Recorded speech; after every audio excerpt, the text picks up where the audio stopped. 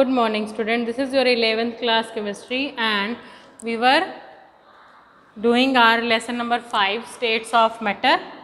ठीक है, lesson number 5 चल रहा था हमारा states of matter, जिसमें हमने कुछ स्टेट वेरिएबल्स किए थे, टेम्परेचर, प्रेशर एंड वॉल्यूम. ठीक है, और उसकी यूनिट्स की थी कुछ. ठीक है, अब इस बेस पर उन्हीं वेरिएबल्स के बेस पे कौन से थे, टेम्परेचर, प्रेशर, वॉल्यूम और नंबर ऑफ मोल्स, इन्हीं चार वेरिएबल्स, स्टेट वेरिएबल्स के बेस पे हम गैस लॉज डिस्कस करेंगे. मेन चैप्टर जो है आपका यहाँ से स्टार्ट होता है. ये इंट्रोडक्शन थी आपकी स्टेट्स ऑफ मैटर में. गैस लॉज, गैस लॉज कौन से, सबसे पहला है आपका बॉयल्स लॉ. बॉयल्स लॉ मतलब साइंटिस्ट के नाम से है, साइंटिस्ट बॉयल था तो उसका नाम बॉयल्स लॉ रख दिया. ठीक है, बॉयल्स लॉ क्या है, इसमें pressure is inversely proportional to volume when, कब, when temperature and number of moles remain constant. बोला था ना मैंने, ये जो लॉज हैं चार वेरिएबल्स यूज़ करेंगे और जिसमें से दो वेरिएबल हर लॉ यूज़ करेगा और दो वेरिएबल्स को कांस्टेंट रखा जाएगा.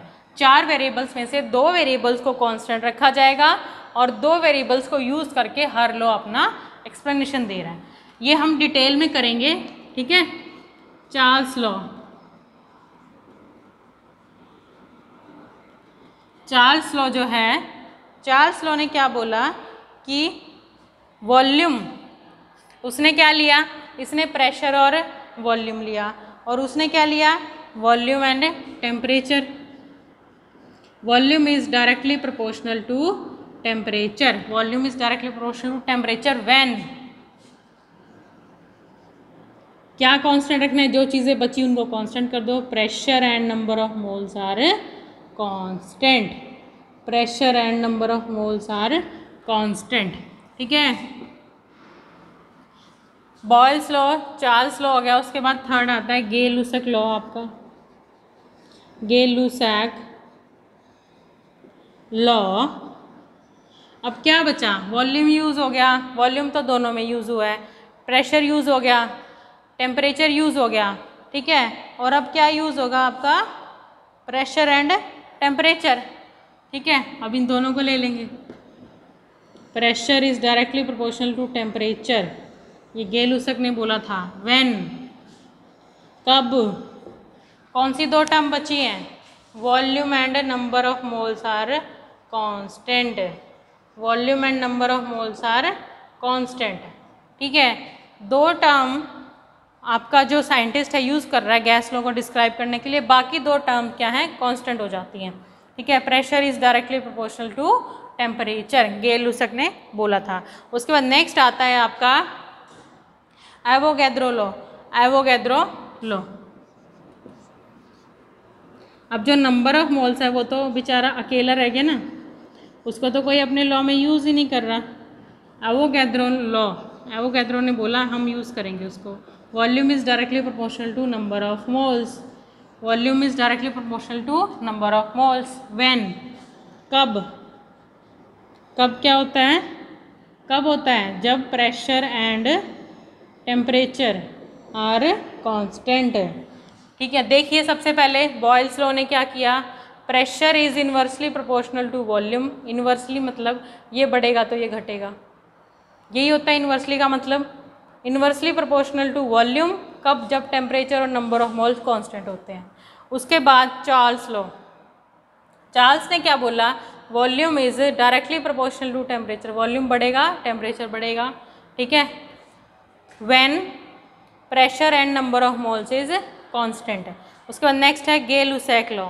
गे लुसैक ने क्या बोला, pressure is directly proportional to temperature, कब, when volume and number of moles is constant. उसके बाद नेक्स्ट है एवोगैड्रो. एवोगैड्रो ने क्या बोला, volume is directly proportional to number of moles when pressure and temperature is constant. ये चार law हैं जिनको हम डिस्कस करेंगे. सबसे पहला लॉ कौन सा है, बॉयल्स लॉ. बॉयल्स लॉ में क्या डिस्कस हुआ है कि प्रेशर जो है वो डायरेक्टली प्रोपोर्शनल टू किसके है, वॉल्यूम के. किसके हैं, यानी कि प्रेशर जब बढ़ेगा तो वॉल्यूम घटेगा और जब वॉल्यूम बढ़ेगा तो प्रेशर घटेगा। ठीक है, तो ये था आपका बॉयल्स लॉ। बॉयल्स लॉ के अकॉर्डिंग उसकी डेफिनेशन क्या बनेगी, for a given mass of volume, for a given mass of gas, for a given mass of gas, यानी कि मास गिवन है, मास कांस्टेंट है, मास वेरिएबल नहीं हो सकता। मास वेरिएबल है, कांस्टेंट ऐसा हो तो नंबर ऑफ मोल्स क्या हो गए, कांस्टेंट हो गए। ठीक है, तो नंबर ऑफ मोल्स क्या होता है, वेट अपॉन मॉलिक्यूलर वेट होता है ना, मॉलिक्यूलर वेट तो कांस्टेंट होता ही है, और ये मास भी कांस्टेंट हो गया जो गिवन है। ठीक है, वेट अपॉन मॉलिक्यूलर वेट होता है, वेट जो गिवन वेट होता है divide by molecular weight, molecular weight तो कांस्टेंट होता ही, तो गिवन मास भी कांस्टेंट हो गया, तो ये गिवन है, ये चेंज नहीं होगा। For a given mass of gas, आगे क्या है और क्या है, कांस्टेंट, एट कांस्टेंट टेम्परेचर, क्या है, at constant temperature, for a given mass of gas at a constant temperature the pressure of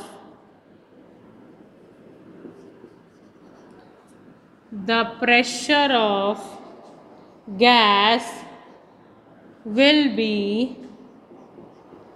directly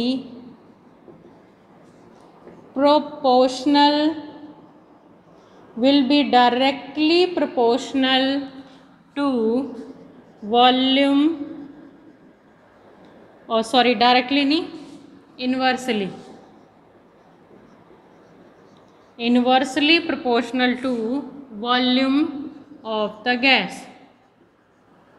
for a given mass of gas at constant temperature pressure of that gas will be inversely proportional to the volume of the gas। ये कौन सा law है आपका, Boyle's law, ये उसकी definition हो गई। अब देखिए ध्यान से, P is directly in 1 by V, directly proportional to 1 by V, यानी कि इन्वर्सली प्रोपोर्शनल टू V। जो P है इक्वल टू का साइन अगर हम लगा दें तो यहाँ पर कांस्टेंट आ जाएगा, प्रोपोर्शनैलिटी का साइन हटा के हम कांस्टेंट लगा सकते हैं, K आ गया। ठीक है, अब आपका क्या होता है, आइडियल गैस इक्वेशन देखो फ्रॉम लेसन नंबर 1, जब हम सबसे पहले स्टार्टिंग में कर रहे थे लेसन नंबर 1 में एवोगैड्रो किया था हमने, PV = nRT। ठीक है, ये किया था आइडियल गैस इक्वेशन आपकी, pressure, volume, number of moles, R is the Rydberg constant, T is the temperature. ठीक है, R is the Rydberg constant and T is the temperature. तो इसमें क्या है, K की वैल्यू हम उसमें इक्वेट कर देंगे। ठीक है, तो इसको हम कंसीडर करेंगे इक्वेशन 1 एंड इक्वेशन 2। ठीक है, तो ये हो जाएगी P = nRT 1 by V, V इधर चला गया। ठीक है, 1 by V चला गया। तो अब आपका ये देखो, इनको इक्वेशन 2 और equation 3 by comparing equation 1 and 3, equation 1 and 3 को अगर हम कंपेयर करें, ये डेफिनेशन इरेज कर दूं मैं, लिख ली होगी आपने। अगर मैं इक्वेशन 1 एंड 3 को कंपेयर करती हूँ तो यहाँ पर क्या आएगा, देखिए ध्यान से, इसको P = K by V और P = nRT by V, तो K की वैल्यू क्या आएगी, K = nRT, ये आ गई कैसे, by comparing 1 and 3, K = nRT। तो K क्या हो गया आपका, डायरेक्टली प्रोपोर्शनल टू T हो गया। K क्या हो गया आपका, डायरेक्टली प्रोपोर्शनल टू T हो गया ना, क्योंकि N and R both are क्या है, कांस्टेंट है, N and R both are constant है। ठीक है, तो ये आपका डायरेक्टली प्रोपोर्शनल, वैसे तो K भी कांस्टेंट है आपका, तो आपका जो K की वैल्यू है वो डायरेक्टली प्रोपोर्शनल टू टेम्परेचर हो गई। अगर हम ग्राफ बनाएं किसी इसी इक्वेशन का, P = K × 1 by V, ठीक है, तो Y = mx प्लस C की वैल्यू तो यहाँ 0 है। ठीक है, Y = mx का अगर हम ग्राफ ड्रॉ करें तो किस तरह से करेंगे, इस तरह से देखिए ध्यान से, ये एक्सिस कौन सा, Y पे क्या है P, pressure M x, x axis पे क्या है 1/v, एक्स एक्सिस पे क्या है 1/v। तो यहाँ पर ये बनेगा आपका ग्राफ। और k क्या है m क्या होता है स्लोप, ये आपके k की वैल्यू आ गई। मैथ्स में करा होगा आपने 10th क्लास में, स्लोप क्या होता है x axis y axis, y equal to mx होता है।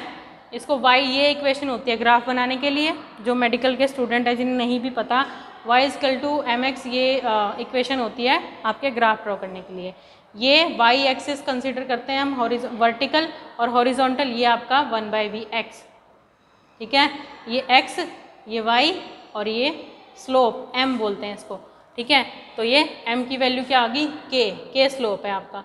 अगर हम टेम्परेचर को बढ़ा देते हैं, अगर हम टेम्परेचर को क्या कर देते हैं बढ़ा देते हैं, if we increase temperature, temperature को बढ़ा देंगे तो क्या होगा, क्योंकि k directly proportional to t है तो k भी बढ़ जाएगा, k भी इंक्रीज हो जाएगा ना। k इंक्रीज हो गया तो मतलब क्या है स्लोप बढ़ रहा है, स्लोप बढ़ रहा है तो बढ़ा हुआ स्लोप इस तरह से आएगा, स्लोप बढ़ रहा है यानी ऊपर की तरफ शिफ्ट होगा, ठीक है।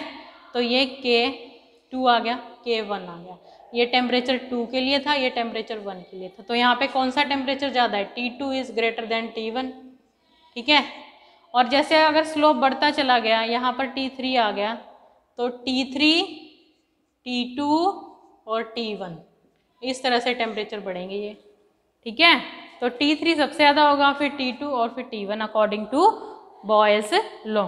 तो बॉयल्स लॉ पे बेस्ड इस तरह के क्वेश्चंस आते हैं आपके ग्राफिकल, आपके फाइनल्स में भी आते हैं, थ्योरेटिकल पेपर में भी आते हैं, और आपके जो ये कॉम्पिटिटिव एग्ज़ाम होते हैं ये। और ये वाला क्वेश्चन तो ये साल छोड़ के पिछले साल आया हुआ था, ये वाला क्वेश्चन आपके IIT के एग्ज़ाम में आया हुआ था कि टेम्परेचर इनमें से कौन सा बड़ा है, या ये बताना था आपको। जैसे जैसे स्लोप बढ़ेगा टेम्परेचर बढ़ेगा, मतलब जिसका स्लोप सबसे ज़्यादा है टेम्परेचर ज़्यादा है। तो ये था आपका बॉयल्स लॉ। बॉयल्स लॉ में क्या था, pressure is inversely proportional to volume, K equal to nRT, P equal to nRT और P इक्वल टू K/V को हमने इक्वेट कर दिया, तो क्या आ गया K equal to nRT, K directly proportional to T के हो गया। तो इस इक्वेशन को हम ग्राफ बना लेंगे, P equal to K into 1/V, यही वाली है, ठीक है। उसको हमने ग्राफ बना लिया y इक्वल टू mx, और ग्राफ बनाने के बाद हम इसकी सारी प्रॉपर्टी डिस्क्राइब कर सकते हैं। इस वीडियो को एक बार दोबारा से देखिए, समझ नहीं आए तो। Thank you and have a nice day.